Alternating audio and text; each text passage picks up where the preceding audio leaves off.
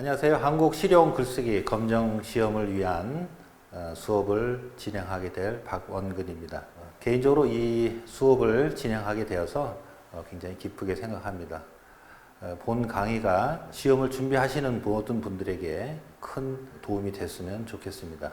특히 실용 글쓰기 검정 시험을 고득점 하시는 분들에게 더욱 유익한 강의가 되었으면 좋겠고요. 저도 그렇게 되도록 최선을 다해서 설명을 드리겠습니다. 오늘은 첫 시간이기 때문에 실용 글쓰기 시험에 대한 특징, 그리고 그 시험을 준비하기 위해선 어떠한 전략, 어떠한 공부 방법이 필요한지, 그러한 간략한 개요를 자료를 보면서 설명을 드리도록 하겠습니다. 그런데 지금 이제 실용 글쓰기 시험이 굉장히 확대가 되고 있습니다. 각종 공무원의 입사 시험이라든가 진급 시험에 가산점을 부여하고 또 각종 여러 가지 기관에서 그 혜택을 부여하고 있기 때문에 실용 글쓰기에 대한 이 시험에 관심이 점점 커지고 있습니다. 그래서 수험생들이 이런 시험을 준비하면서 그 시험에 대한 정보를 수집을 하는 그 과정에서 약간의 혼선이 있을 것이라고 생각이 됩니다. 왜냐하면 지금 수험서라든가 아니면 방송 강좌 등에서 하는 그런 수업들이 전체적으로 실용 글쓰기 그 시험에 대한 정체성이 잘 이렇게 준비하시는 분들한테 잘 잡히지가 않습니다. 그런 이유는 실용 글쓰기 시험의 그런 성격이 점차적으로 좀 변했기 때문에 그런 변하는 과정 속에서 시험의 정체성에 대한 혼선이 조금 있다고 생각합니다. 그래서 간략하게 시험의 변화 추이를 잠깐 설명을 드리겠습니다. 2002년부터 시작된 실용 글쓰기는 처음에는 거의 논술 시험과 비슷했습니다. 논술 시험이나 아니면은 비문학 독해 중심으로 시험이 운영이 됐습니다. 그러니까 굉장히 시험이 좀 약간 어려웠습니다. 왜냐하면 논술이라는 것은 물론 주어진 자료나 조건이 있긴 하지만 좀 창의적으로 글을 써야 되는 그런 시험이기 때문에 수험생들이 좀 부담을 많이 가졌었고요. 비문학 독해도 상당히 다양한 장르의 글이 올라오기 때문에 그걸 독해하는데 조금 어려움이 있었습니다. 그러나 점차적으로 시험의 성격이 최근에 와서는 업무 중심,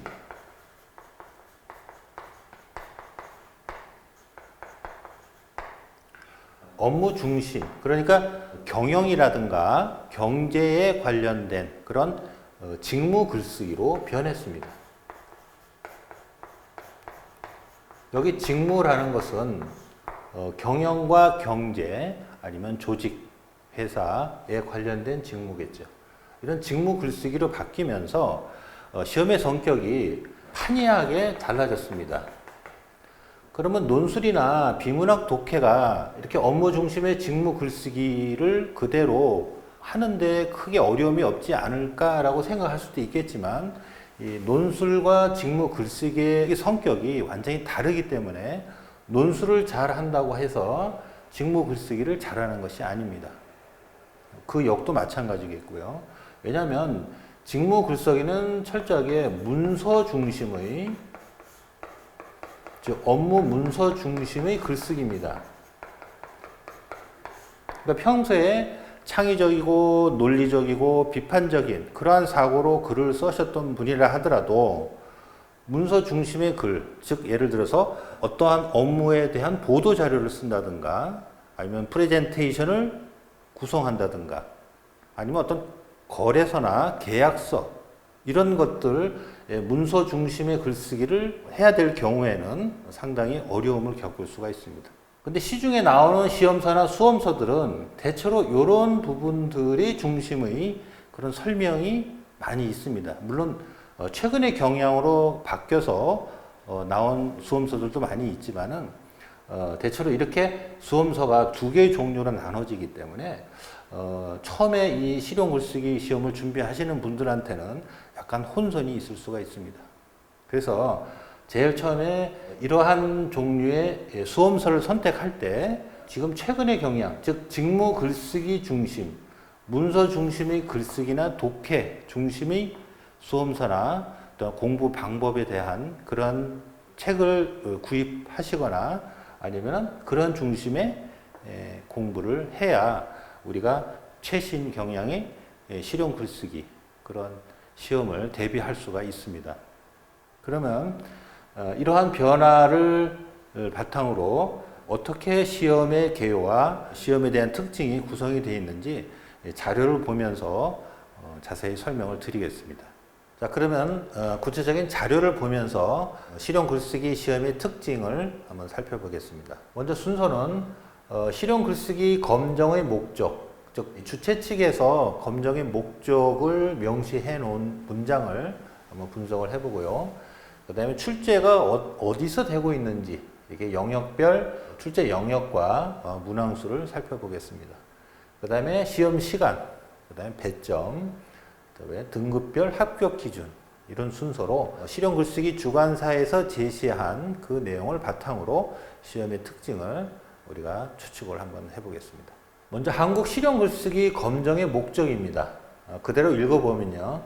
자격기본법 제19조에 의거한 국가공인 한국 실용 글쓰기 검정은 국어 사용 능력을 바탕으로 또한 전 국민의 직무 능력 향상과 의사소통 능력 증진을 목적으로 한다. 자, 약간 좀 추상적으로 이렇게 나열이 되어 있지만 여기서 우리가 봐야 될 점은 직무 능력과 의사소통 능력을 평가한다는 겁니다. 그러면 여기서 직무 능력은 정확하게 따로 떨어뜨려서 한번 써보겠습니다. 직무와 관련된 글쓰기입니다. 직무와 관련된 글쓰기라면 문서 중심이 되겠죠. 논술이나 비문학 이러한 관련된 글이 아니라 직무 관련 글쓰기입니다. 그러면 직무와 관련된 글쓰기는 이제 우리가 차차 문서에 대한 내용들을 공부를 하겠지만 주로 기한서, 아니면 기획서, 품위서 이러한 업무를 보기 위해서 필요한 문서들을 작성하는 그러한 글쓰기 훈련이 되어 있는지 그것을 평가하는 시험이라고 할 수가 있겠습니다.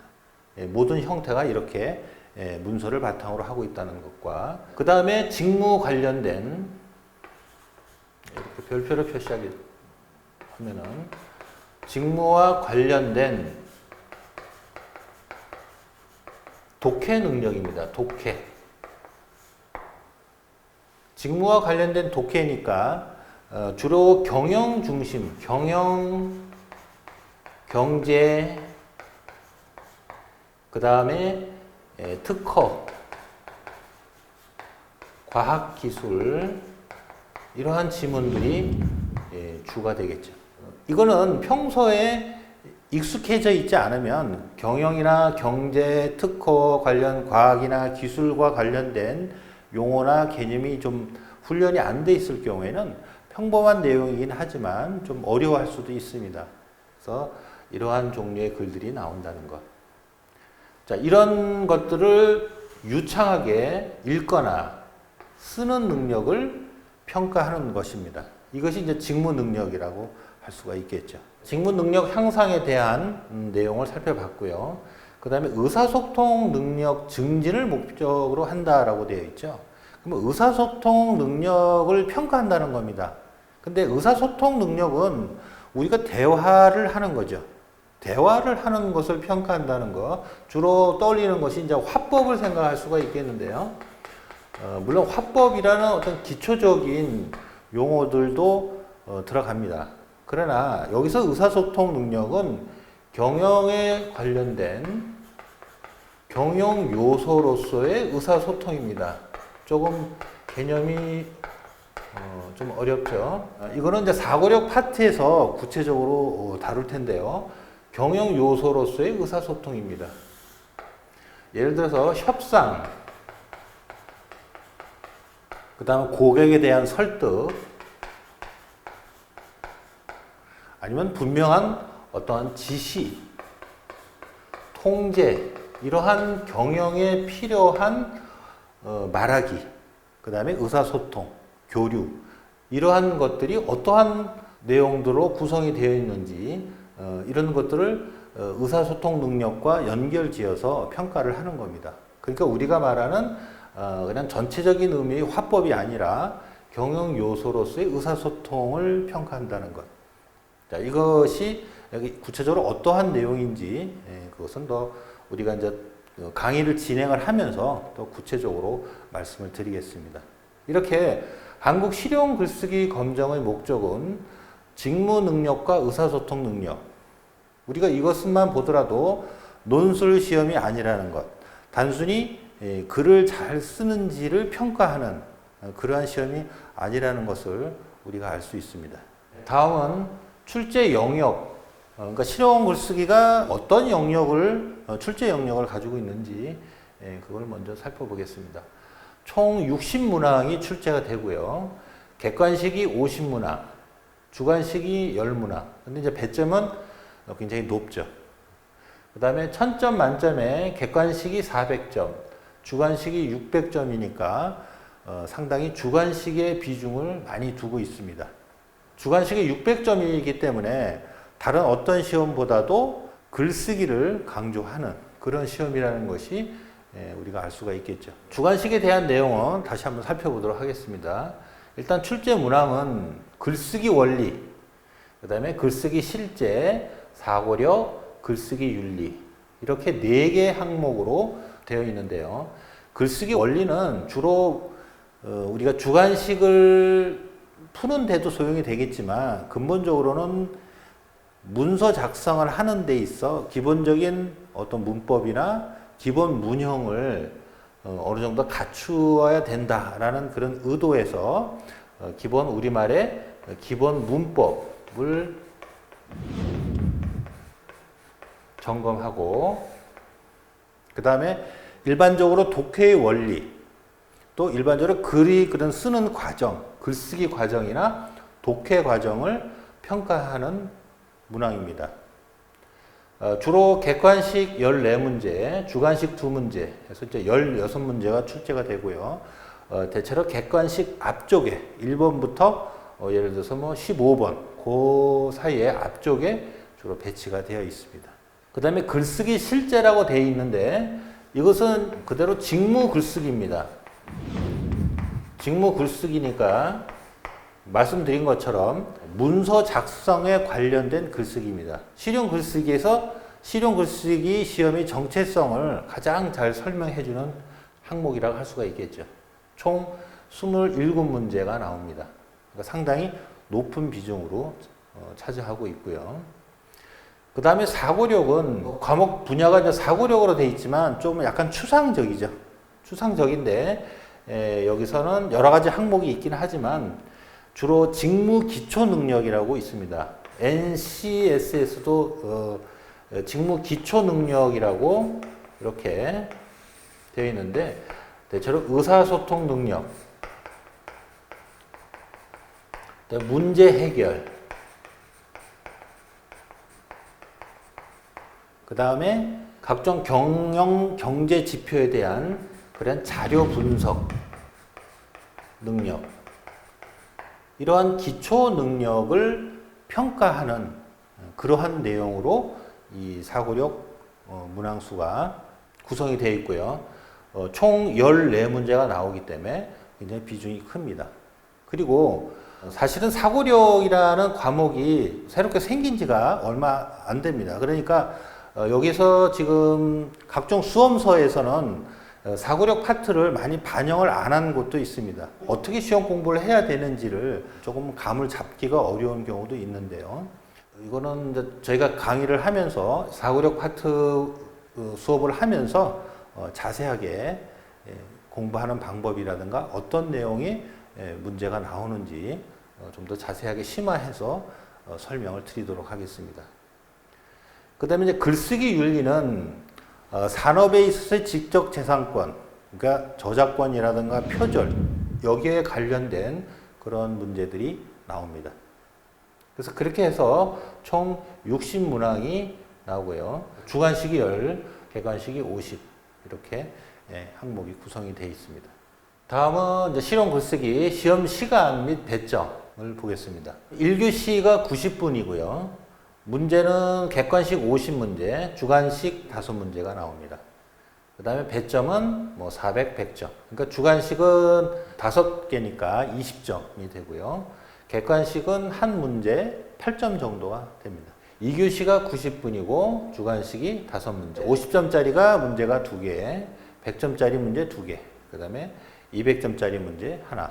이렇게 해서 총 500점이 배치가 되어 있습니다. 근데 저희가 이제 이 자료를 보면서 시험이라는 것은 시간이 굉장히 중요합니다. 그러니까 문제 자체는 그것을 하나하나 보면은 다 우리가 맞힐 수가 있는데 제한된 시간 내에 문제를 풀어야 되기 때문에 시험의 당락은 사실은 얼마나 시간 관리를 잘 하느냐에 달려 있습니다.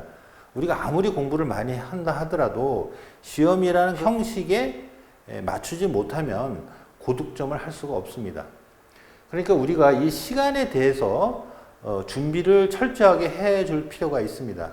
그럼 어떻게 준비를 하느냐 하면 객관식과 주관식의 문제를 푸는데 시간 배분을 어떻게 할 것인가, 이것이 굉장히 중요하겠죠. 대체로 보면은 객관식 50문제니까 객관식 한 문제당 1분 정도 시간을 배치하면 된다. 그럼 이제 50분. 그러면 40분이 남죠? 40분은 주관식 5문제에다가 풀면 된다.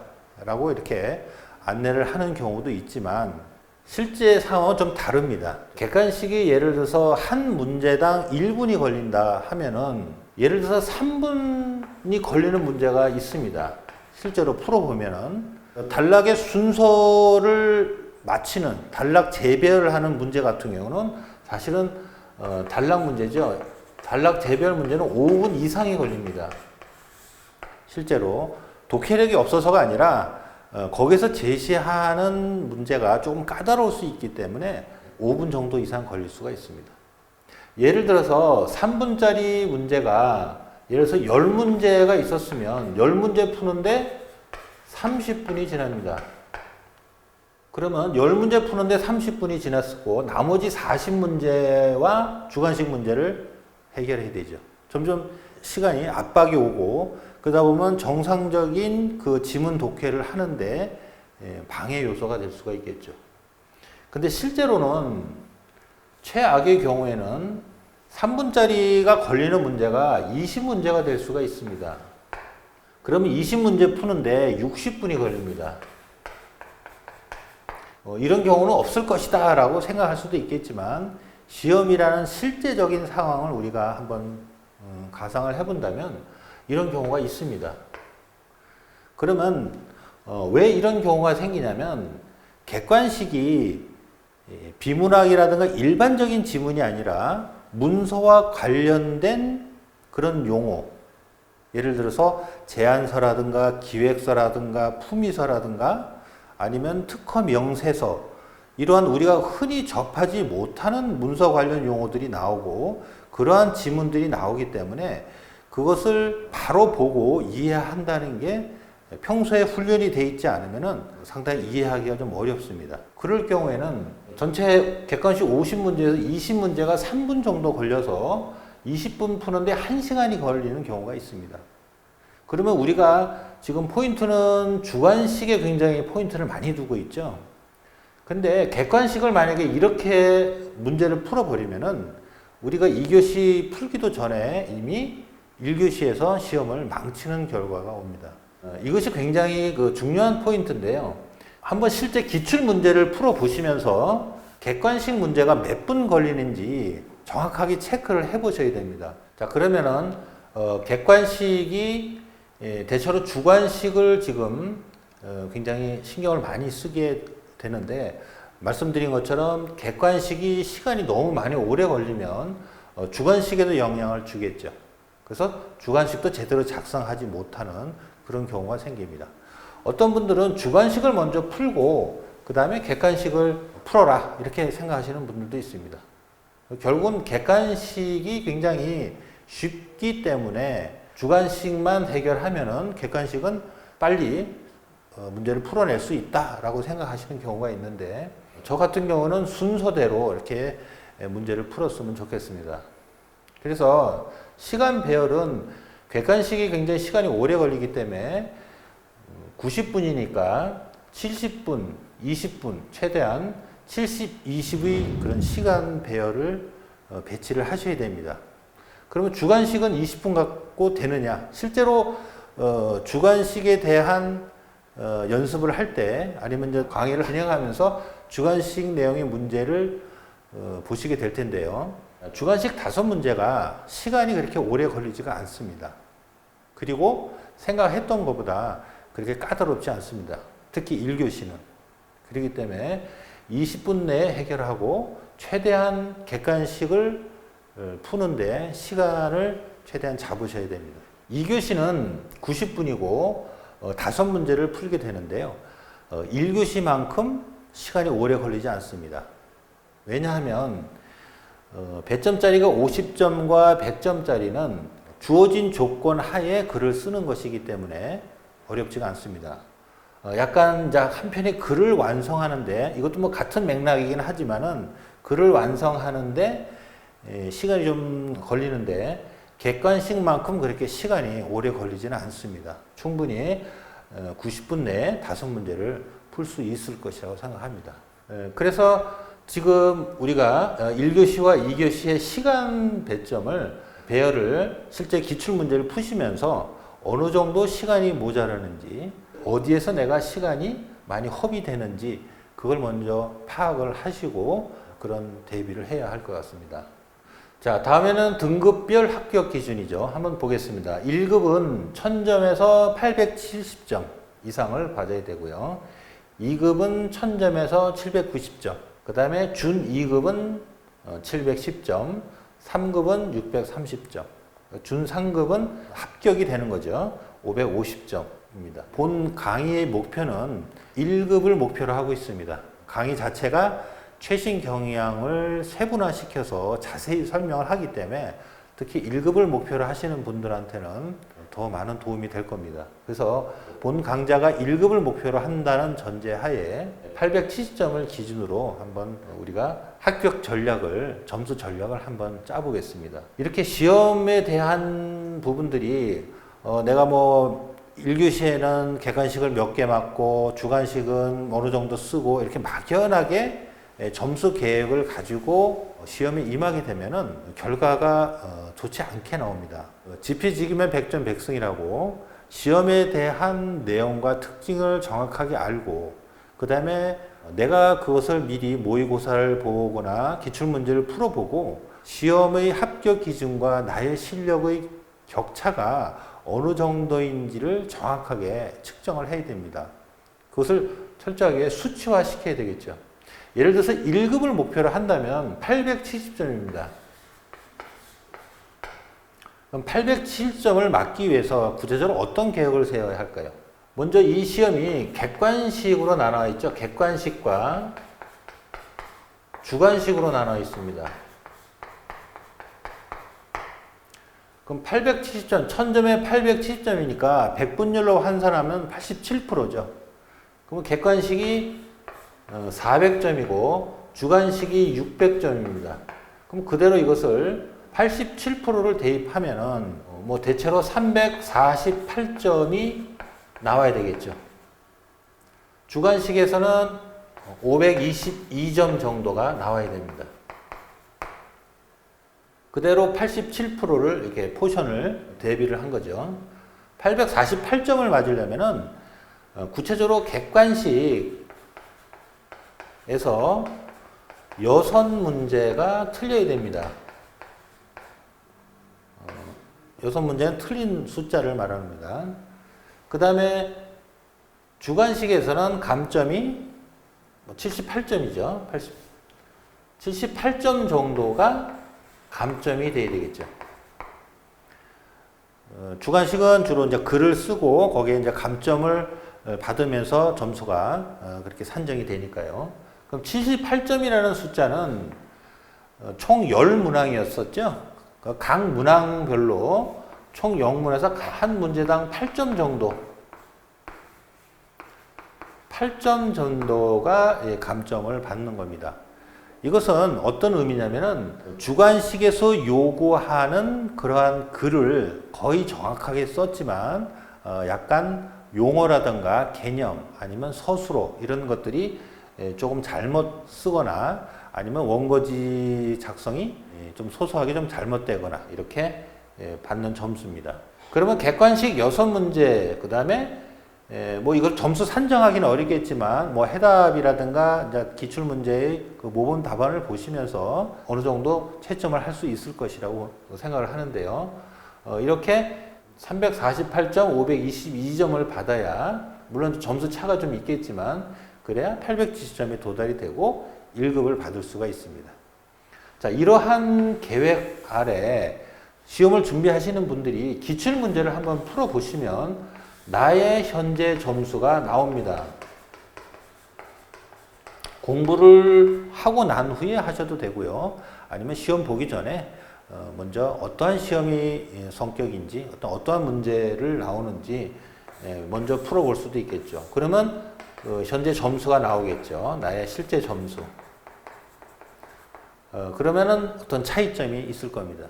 초과될 수도 있고 미달될 수도 있고 이러한 그 점수를 바탕으로 해서 내가 어느 쪽이 약한지 객관식이 약한지 주관식이 약한지 그거를 먼저 판단을 하신 뒤에 그 다음에 하나씩 그 시험을 접근을 하시면 될 것 같습니다. 그래서 이 등급별 합격 기준표는 자신을 파악하는 하나의 기준점으로 그렇게 사용하시면 될 것 같습니다. 자, 이렇게 등급별 합격 기준까지 시험 주관사에서 제시한 그러한 시험의 특징, 그런 내용들을 우리가 살펴봤고요. 내용을 통해서 우리가 나름대로 실용 글쓰기 시험의 특징을 3가지 정도 한번 요약을 해보겠습니다. 실용 글쓰기